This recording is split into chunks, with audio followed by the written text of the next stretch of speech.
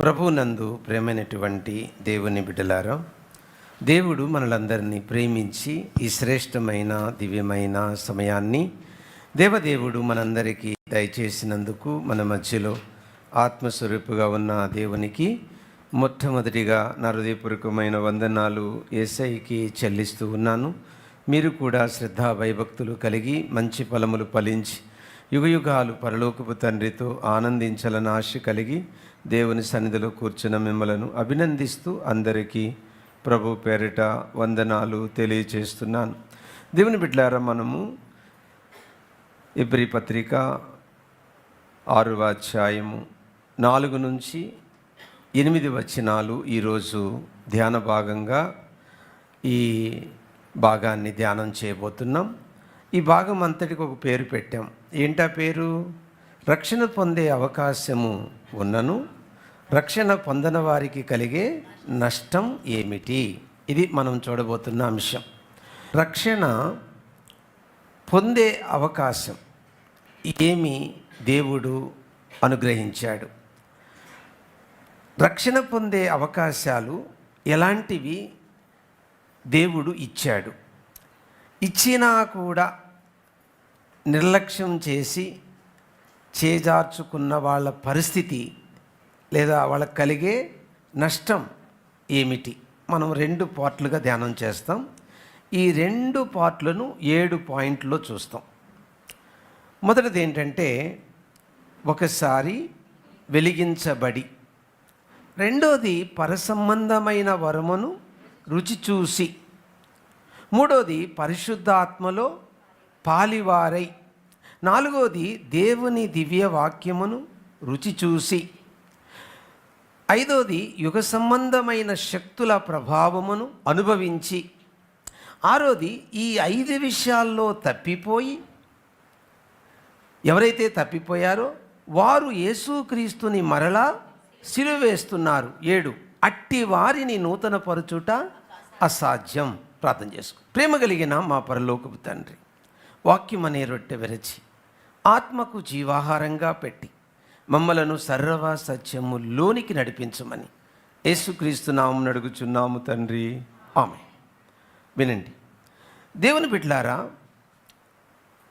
ఎబ్రీ క్రైస్తవులు ఏమన్నాను? కొంతకాలము బాగానే వెంబడించారు. శ్రమలు రాగానే వెనక్కి తిరిగి వెళ్ళిపోతున్నారు అని తెలిసి ఎబ్రీ గ్రంథకర్త ఇక్కడ అలాంటి వారికి వార్నింగ్, హెచ్చరిక, గద్దింపు ఇస్తున్నాడని అర్థం చేసుకోండి. ఓకే, మనము ఎబ్రీ పత్రికను 3 భాగాలుగా విభజించాం. మనము మొదటి భాగములోనే ఉన్నాం. మొదటి భాగం మొదటి 7 అధ్యాయాలు. ఏంటది మొదటి 7 అధ్యాయాలు? యేసుక్రీస్తు వ్యక్తిగా శ్రేష్ఠుడు. దాంట్లో మళ్ళీ ఎలా? 1 ప్రవక్తల కన్నా శ్రేష్ఠుడు, 2 దూతల కన్నా శ్రేష్ఠుడు, 3 మోషే కన్నా శ్రేష్ఠుడు, 4 అహరోను కన్నా శ్రేష్ఠుడు. ఇక్కడున్నాం మనం, ఇక్కడున్నాం. 4వ పాయింట్ దగ్గర ఉన్నాం. ఇప్పుడు మనము ఎబ్రీ పత్రిక 6వ అధ్యాయం 4 నుంచి 8 వచనాలలో ఎబ్రీ క్రైస్తవులకు రక్షణ పొందే అవకాశం దేవుడు ఎలా కల్పించాడో మీకు 5 విషయాలు చెప్తాను. వాటిని ఎలా జార విడుచుకున్నారో తర్వాత మిగతా పాయింట్లు వివరిస్తాను. ఓకే, వినండి. 4వ వచనములో 3 పాయింట్లు ఉంటాయి. 5వ వచనములో 2 పాయింట్లు ఉంటాయి. ఓకే, 6వ వచనములో 2 పాయింట్లు ఉంటాయి. మొత్తం ఎన్ని అయినప్పటికీ 7. 4వ వచనములో ఉన్న 3 పాయింట్లు ఏంటంటే, ఒకసారి వెలిగించబడి, రెండోది పరసంబంధమైన వరమును రుచి చూసి, మూడోది పాలివ. ఇది 4వ వచనంలో ఉన్నవి. 5వ వచనంలో ఏమున్నవి? దేవుని దివ్యవాక్యమును రుచి చూసి. ఇంకేముంది? యుగ సంబంధమైన శక్తులను అనుభవించి. 6వ వచనంలో ఏముంది? అలా తప్పిపోయిన వారు మరలా యేసు ప్రభుని సిలువేస్తూ అట్టి వారిని నూతన పరచుట. అది 6వ వచనం. కాబట్టి ఎక్కడేముందో చెప్పాను, ఇంకా మీరు కన్ఫ్యూజ్ అవ్వక్కర్లేదు. పాయింట్ 1, ఒకసారి వెలిగించబడి అంటే ఏంటి? నెహెమ్యా గ్రంథం 9వ అధ్యాయం 12వ వచనం. నెహెమ్యా గ్రంథం 9వ అధ్యాయం 12వ వచనం. ఇదియుగాక పగటి కాలమందు మేఘస్తంభంలో ఉండిన వాడవును, రాత్రి కాలమందు వారు వెళ్ళవలసిన మార్గమున వెలిగిచ్చుటకై అగ్ని స్తంభంలో ఉండిన వాడవును అయి ఉండి వారిని తోడుకొని పోతివి. ఎబ్రీ రచయిత, గ్రంథకర్త ఏం గుర్తు చేస్తున్నాడు ఎబ్రీ క్రైస్తవులకు? ఐగుప్తీ దేశము నుండి బయలుదేరిన ఇశ్రాయేలీలకు యెహోవా అని ఉన్నవాడు అని పిలవబడుతున్న దేవుడు పగట వెలుగు స్తంభమై రాత్రి అగ్ని స్తంభమై వారితో నడిచాను. అంటే ఆ ఐగుప్తిలో బయలుదేరిన ప్రజలందరూ ఏమి చూశారు? వెలుగును. అంటే ఆ వెలుగు చేత వీళ్ళు ఏమయ్యారు? వెలిగించబడ్డారు. ఇక్కడ ఏం చెప్తున్నాడు రచయిత? ఇప్పుడు వీళ్ళెవరు? ఇశ్రాయేలీలు. ఎవరిని గుర్తు చేస్తున్నాడు? వాళ్ళ పితరులైన ఇశ్రాయేలును గుర్తు చేస్తున్నాడు. ఎవరికి? ఇశ్రాయేలీలైన ఈ క్రైస్తవులకు గతములో వాళ్ళ పితరులు దేవుని వెలుగును ఎలా చూశారో, లేదా ఎలా ఆ వెలుగు చేత వారు వెలిగించబడ్డారో అది గుర్తు చేస్తూ ఏమంటున్నాడంటే, ఆ వెలుగును వారు పొంది కూడా నమ్మక అరణ్యములో ఏమైపోయారు? రాలిపోయారు. ఆ వెలుగైన యేసు ఇప్పుడు లోకానికి శరీరధారిగా వెలుగై వచ్చాడు. యోహాను సువార్త 12వ అధ్యాయం 35వ వచనం. అందుకు యేసు, ఇంక కొంతకాలము వెలుగు మీ మధ్య ఉండును, చీకటి మిమ్మును కమ్ముకొనుకుండునట్లు మీకు వెలుగు ఉండగానే నడువుడి. చీకటిలో నడుచువాడు తాను ఎక్కడికి పోవచ్చున్నాడో ఎరుగడు. వినండి, ఇక్కడ వెలుగు అనే మాట యేసుక్రీస్తుకు సాదృశ్యం. నేను లోకానికి నిజమైన వెలుగు. ఆయనలో జీవముండెను, ఆ జీవము మనుషులకు వెలుగై ఉండెను. కొంతకాలము మీ మధ్య ఉండును అని ఉంది. అంటే యేసుక్రీస్తు శరీరధారిగా ఈ లోకానికి వచ్చిన వెలుగు. ఏమన్నాను? వచ్చిన వెలుగు. ఆ శరీరధారిగా వచ్చిన వెలుగు అయిన యేసు కొంతకాలమే మీతో ఉంటాడు. ఇప్పుడు ఆ వెలుగును మీరు చూస్తున్నారు, వెలిగించబడుతున్నారు. మీరు నమ్మకపోతే మళ్ళీ మిమ్మల్ని ఏం కమ్ముకుంటుంది? చీకటి. కనుక అరణ్యములో మీ పితరులు ఏ వెలుగైన దేవుణ్ణి చూశారో ఆ దేవుణ్ణి ఇప్పుడు శరీరధారిగా మీరు చూస్తున్నారు. ఏ వెలుగైన ఆయన మిమ్మల్ని నడిపించాడో మీ పితరులని, ఇప్పుడు ఆ వెలుగును మీరు చూస్తున్నారు, వెలిగించబడ్డారు. ఆనాడు వాళ్ళు నమ్మక అరణ్యములో రాలిపోయినట్టే మీరు రక్షణ పొందకపోతే రాలిపోతారు. ఏమండి, అర్థమైందా మీకు? పాయింట్ 1.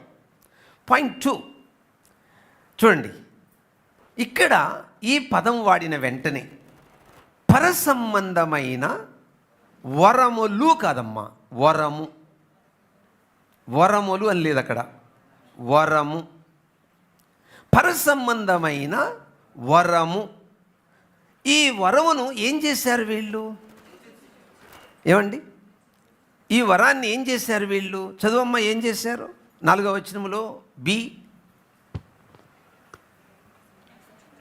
పరలోక సంబంధమైన వరమును రుచి చూచి. మరి ఏం చేశారంటే చెప్పట్లేదు, మనసులో చెప్పుకున్నారా? గట్టిగా చెప్తే ఏమైంది? వినండి, ఏంటి దాని అర్థం, దాని భావం ఏంటి, దాని మీనింగ్ ఏంటి, దాని అంతరార్థం ఏంటి?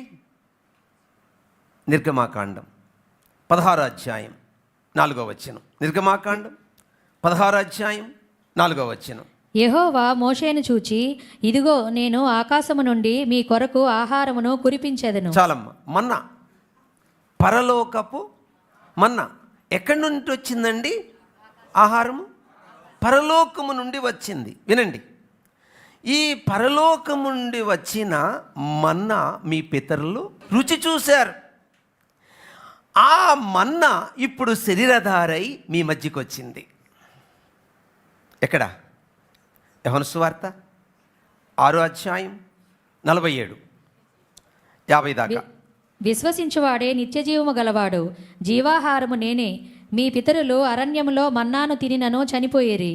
దీనిని తినువాడు చావకుండునట్లు పరలోకము నుండి దిగివచ్చిన ఆహారం ఇదే. ఓ ఇశ్రాయేలీలారా, ఎబ్రీ క్రైస్తవులారా, మీ పితరులైన ఇశ్రాయేలీలు అరణ్యములో మన్నాను రుచి చూశారు, కానీ వారు నమ్మనందున అరణ్యములో రాలిపోయారు. ఆ మన్నా అయిన యేసు ఇప్పుడు మీరు రుచి చూస్తున్నారు. ఆనాడుని మీ పితరులు నమ్మక ఎలా అరణ్యములో రాలిపోయారో, ఇప్పుడు మీరు కూడా ఆయన్ని నమ్మకపోతే రక్షణను చేజార్చుకున్నట్టే. మూడో విషయానికి వస్తున్నాం. 4వ వచనంలోనే ఉంది. ఏంటంటే 3వ వచనం, పరిశుద్ధాత్మలో పాలివారై. ఏంటి దీని అర్థం? సంఖ్యాకాండం 11వ అధ్యాయం 16వ వచనం, 17వ వచనం, 25వ వచనం. అప్పుడు యెహోవా మోషేతో ఇట్లనెను, జనులకు పెద్దలనియు అధిపతులనియు నీ వెరిగిన ఇశ్రాయేలు పెద్దలలో నుండి 70 మంది మనుషులను నా యొద్దకు పోగు చేసి ప్రత్యక్షపు గుడారమునకు వారిని తోడుకొని రమ్ము. అక్కడ వారు నీతో కూడా నిలువబడవలెను. నేను దిగి అక్కడ నీతో మాట్లాడెదను, మరియు నీ మీద వచ్చిన ఆత్మలో పాలు వారి మీద ఉంచెదను. నీ మీదికి వచ్చిన ఆత్మలో ఆ 70 మంది ఏమవుతారు? 25వ వచనం. యెహోవా మేఘములో దిగి అతనితో మాట్లాడి అతని మీద వచ్చిన ఆత్మలో పాలు ఆ 70 మంది పెద్దల మీద ఉంచెను. కావున ఆ ఆత్మ వారి మీద నిలిచినప్పుడు వారు ప్రవచించిరి గాని మరల ప్రవచింపలేదు. అంటే పరిశుద్ధాత్మ పనిలో పాలివారు అని అర్థం. అటువంటి అనుభూతి పొంది కూడా ఈ 70 మంది కనక రాలా, అరణ్యంలో రాలిపోయారు. ఓ ఎబ్రీ క్రైస్తవులారా, మీ పితరులైన ఇశ్రాయేలీలు ఈ పరిశుద్ధాత్మలో పాలివారైనప్పటికీ వారు నమ్మనందున అరణ్యములో రాలిపోయారు. అలాంటి పరిశుద్ధాత్మను ఇప్పుడు మీరు పాలివారయ్యారు. అయినా వాళ్ళు ఏం పొందలేదు. అంటే రక్షణ పొందడానికి దేవుడు కల్పించిన అవకాశాలు. 4th one. ఇప్పుడు 5వ వచనానికి వచ్చాం మనం. 5వ వచనంలో 2 పాయింట్లు ఉంటాయి. 5వ పాయింట్ ఏంటంటే దేవుని దివ్య వాక్యమును రుచి చూసి. నెహెమ్యా గ్రంథం 9వ అధ్యాయము 20వ వచనం. వారికి బోధించుటకు నీ ఉపకారాత్మను దయచేసితివి. విన్నారా? అంటే అరణ్యములోని పితరులు ఎవరి స్వరం విన్నారు? దేవుని స్వరం. అంటే వర్డ్ ఆఫ్ గాడ్, దేవుని వాక్యం విన్నారు. వాళ్ళు దేవుని స్వరం విన్నారు. ఇని కూడా ఆయన్ని నమ్మల, అరణ్యములో రాలిపోయారు. మరి ఇప్పుడు ఎవరి స్వరం వింటున్నారు ఈ ఎబ్రీ క్రైస్తవులు? అరణ్యములో ఏ స్వరము పరిశుద్ధాత్మ రూపములో శబ్దమే విన్నారో, ఇప్పుడు శరీరధారైన యేసుక్రీస్తు స్వరాన్ని వింటున్నారు.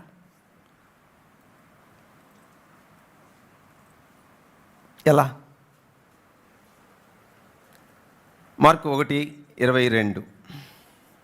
ఆయన శాస్త్రుల వలె కాక అధికారము గలవాని వలె వారికి బోధించెను గనుక వారు ఆయన బోధకు ఆశ్చర్యపడిరి. విన్నారా? వాక్యం విని అబ్బా ఏమి అద్భుతంగా ఉంది. వాక్యం విని అబ్బా జీవితంలో ఇలాంటి వాక్యం నేను వినలేదు అని వాళ్ళు నోట్లో శని. అంటే ఏం పొందలేదు వాళ్ళు? రక్షణ పొందలేదు. అంటే రక్షింపబడడానికి అవకాశం దొరికినట్టేనా వాళ్ళకి? ఎస్. మార్కు 6:2. విశ్రాంతి దినము వచ్చినప్పుడు ఆయన సమాజ మందిరములో బోధింపనారంభించెను. అనేకులు ఆయన బోధ విని ఆశ్చర్యపడి ఈ సంగతులు ఇతనికి ఎక్కడి నుండి వచ్చెను, విన్నారా? ఇతనికి ఇయ్యబడిన ఈ జ్ఞానం ఎట్టిది, విన్నారా? ఇతని చేతుల వలన ఇట్టి వాక్యాన్ని వింటున్న ప్రజలు ఆశ్చర్యపడ్డారా?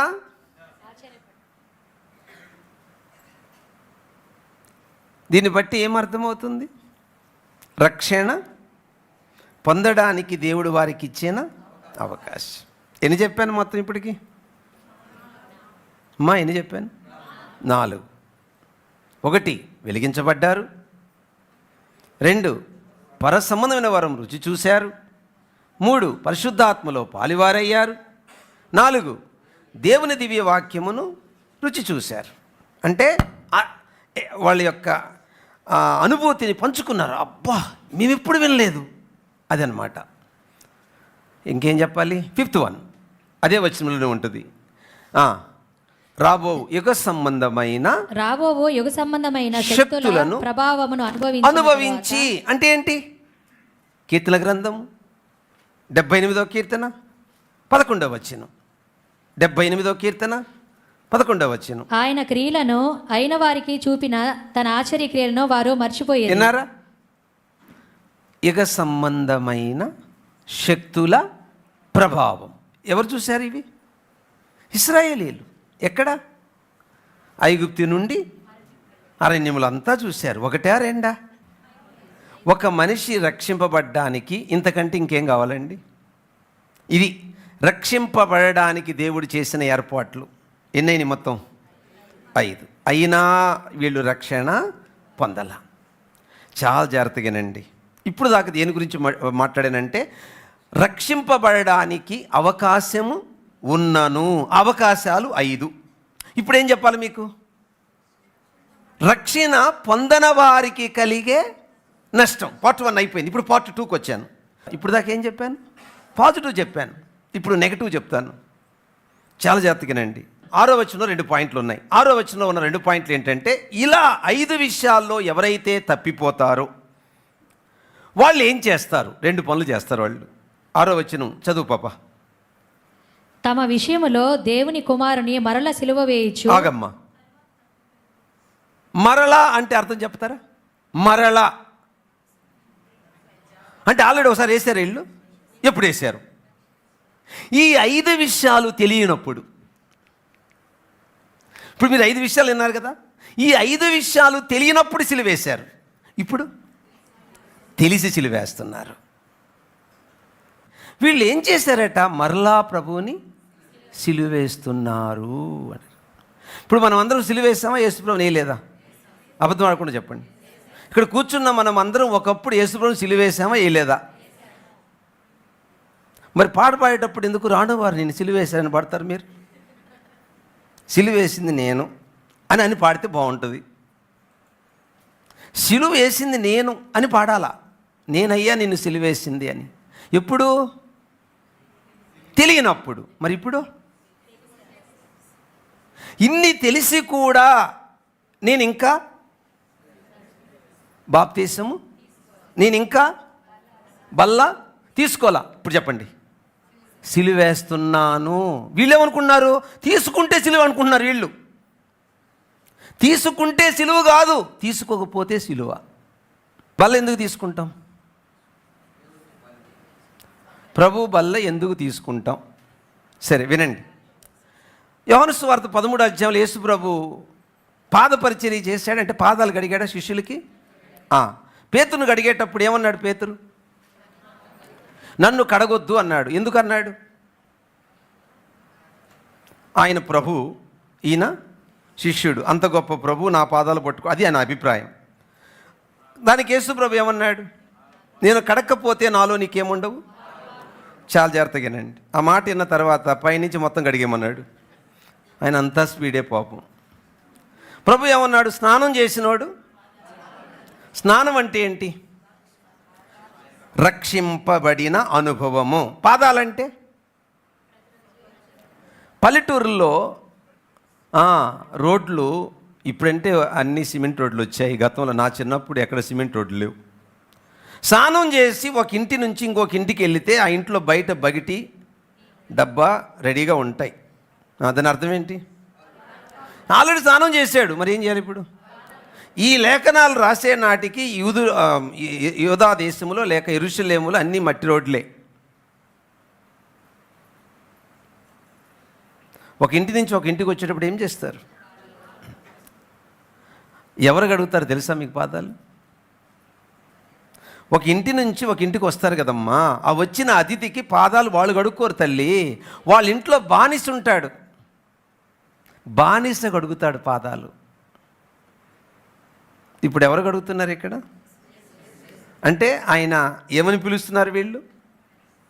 రబ్బీ, బోధకుడా, ప్రభువు, యజమానుడా, పరిపాలకుడా అని పిలుస్తుంటే ఆయన ఏం చేస్తున్నాడు? ఒక బానిస చేసే పని చేస్తున్నాడు. ఏంటి దాని అర్థం?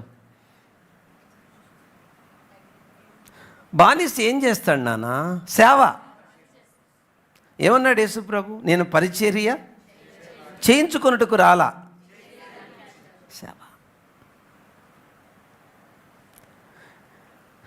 ఆయన మనల్ని కడగాల. మనల్ని కడగాలంటే ఆయన ఏమవ్వాలా? దాసుడు అవ్వాలా. అదే కదా. ఎన్ని మెట్లు దిగాడు యేసు ప్రభు? ఒకటి, దేవునితో ఉన్న సమానమైన విడిచిపెట్టాడు. 2, మానవుని పోలిక, దాసుని సిలువ, మరణము, తను తాను రిక్తునిగా 5 మెట్లు దిగాడు. ఇక్కడ పేతురుకి ఒక మాట చెప్పాడు, ఇప్పుడు నీకు అర్థం కాదు, తర్వాత అర్థమవుద్ది అంటాడు. అంటే నెక్స్ట్ ఇంకేంటి? ఈ పాదపరిచిన తర్వాత నెక్స్ట్ ఏంటి ఆయన పని? సిలువ. సిలువకి వెళ్ళాడు యేసు ప్రభు. ఆ సిలువ కార్యం వల్ల ఆత్మకి ఏం జరిగింది? శుద్ధి. అది పాదపరిచర్య అంటే అర్థం. అది ప్రభు బలలో ఉన్న ప్రత్యేకత. అది చేయకపోతే నేను ప్రభుని ఏం చేస్తున్నాను? అది దాని అర్థం. సిలువేయడం అంటే. చాలామంది బల తీసుకోరు, ఎందుకంటే నేను సిద్ధపడలేదు అంటారు. సిద్ధపడ్డానికి బల్ల పెట్టింది. నీకు సిద్ధపాటు ఉంటే ఇక బల్ల ఎందుకు? సిద్ధపాటు లేదనే ప్రభు బల్ల. ఎందుకు? ఒకవేళ ఈ వారంలో వస్తే పరలోకం వెళ్తామని. మనోళ్ళు తెలియక ఏం చేస్తున్నారు పాపం? సిద్ధపడాలా?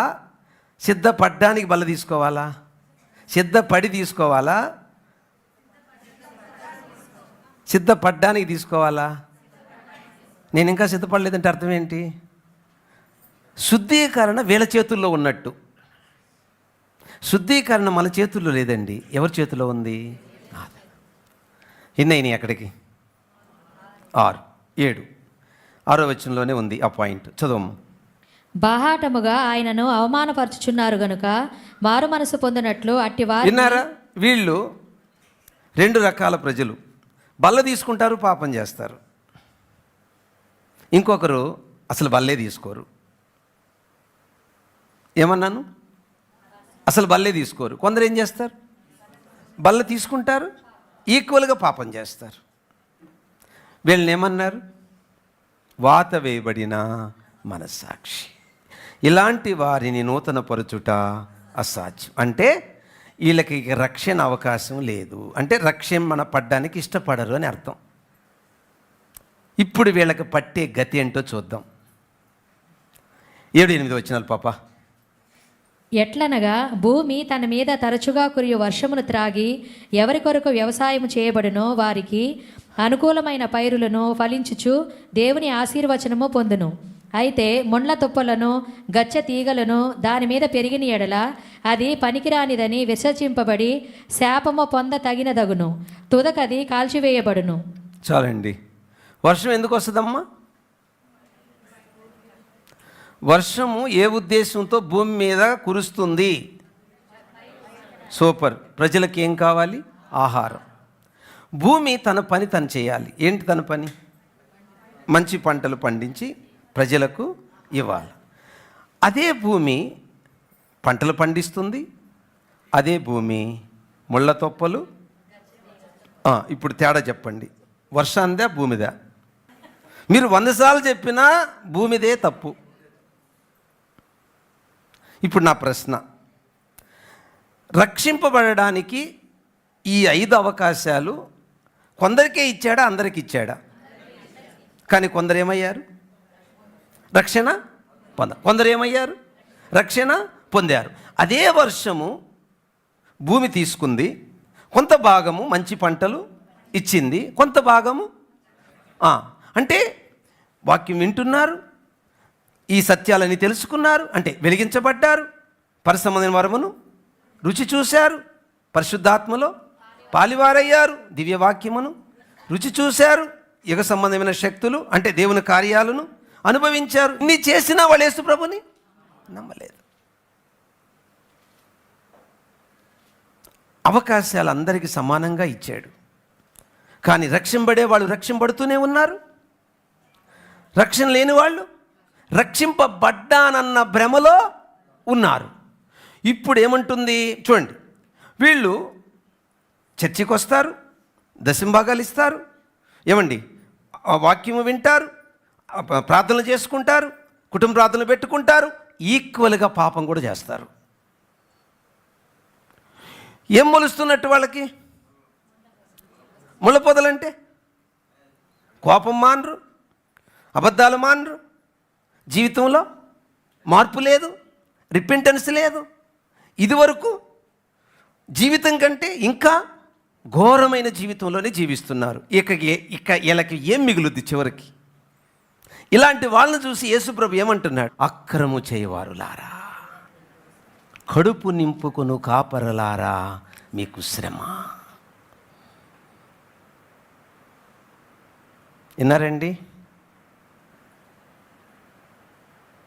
ఫైనల్ వార్నింగ్ ఏంటో చూసి ముగించుకుందాం. ఇక ఫైనల్ జడ్జిమెంట్ ఎలా ఉంటుంది పాప? మత్తయి సువార్త 25వ అధ్యాయం 41 నుంచి. అప్పుడు ఆయన ఎడం వైపున ఉండువారిని చూచి, శపింపబడిన వారలారా, నన్ను విడిచి అపవాదికిని వాని దూతలకును సిద్ధపరచబడిన నిత్యాగ్నిలోనికి పోవుడి. ఎందుకన్నాడన్నమాట? ఆకలిగొంటిని, నేను ఆకలిగొంటిని, మీరు నాకు భోజనము పెట్టలేదు. దప్పిగొంటిని, మీరు నాకు దాహం ఇయ్యలేదు. పరదేశినై ఉంటిని, మీరు నన్ను చేర్చుకొని. ఒకటమ్మా, నా ఆత్మ రక్షింపబడింది అని నా ఆత్మ స్వభావాన్ని చూపించేదేంటి? శరీరము. నా హృదయాన్ని చూపించేది శరీరం. శరీరం అంటే ఏంటి? క్రియలు. ఇప్పుడు వినండి, చెట్టును బట్టి విత్తనమా అంటే ఫలమా, ఫలాన్ని బట్టి చెట్ట. ఇప్పుడు ఇది మంచి ఫలము లేక తీయటి ఫ్రూట్ అని ఎప్పుడు చెప్తాము? ఫలాన్ని బట్టి చెట్టును గుర్తిస్తామా? చెట్టును బట్టి ఫలాన్ని గుర్తిస్తామా? ఇప్పుడు నేను రక్షింపబడ్డానో లేదో ఎదుటోళ్ళకి ఎప్పుడు తెలుస్తుందండి? మన హార్ట్ అనేది బయట కాదండి కనబడాల్సింది, అంటే ప్రపంచానికి కనబడే పై రూపం కాదండి. చెప్పండి, క్రియ, భరించుట, సహించుట, ఓర్చుకొనుట, ప్రేమ చూపుట, ఇవన్నీ ఎప్పుడైతే మనం కనుపరుస్తామో, ఇప్పుడు చెప్పండి, అది మంచి అంటే ఆ వర్షం పడుతూ ఉంటే, ఆ వాక్యం అనే వర్షం కురుస్తూ ఉంటే, ఆ దేవుని సన్నిధి వాళ్ళ మీద దిగుతూ ఉంటే, వీళ్ళ బ్రతుకుల్లో ఆ క్రియలు కనబడుతూ ఉంటే అనేక మంది దేవుని వైపుకి తిరిగి తీరుతారు. కుటుంబాలు మారుతాయి, సమాజం మారుతుంది, దేశం మారుతుంది.